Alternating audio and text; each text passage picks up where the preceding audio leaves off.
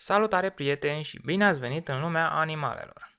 În clipul de astăzi vom face cunoștință cu zebra. Acesta este un animal de tip mamifer ce se regăsește în diverse părți ale Africii. Dimensiunea unei zebre este asemănătoare cu cea a unui cal mai mic, acestea hrănindu-se mai ales cu iarbă, frunze și vlăstări tineri. Sunetele pe care acestea le pot scoate sunt nechezatul, oftatul și fornăitul.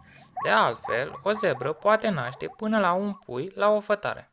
O zebră arată ca un cal cu dungi, modelul acestora fiind diferit pentru fiecare zebră în parte. Zebrele trăiesc în grupuri mari numite herghelii. Familia stă împreună pentru a se proteja, iar un lucru foarte interesant și neobișnuit despre zebre este faptul că acestea dorm în picioare. Dungile zebrelor derutează animalele care încearcă să le vâneze. În mulțimea de dungi este greu de observat unde se termină o zebră și unde începe alta. Puiul de zebră este numit mâns. După primele 20 de minute de viață, el poate să meargă, iar la o oră după ce s-a născut, acesta poate chiar să alerge. Mă bucur că m-ați urmărit până aici și vă aștept cu mare drag să facem cunoștință și cu alte animale.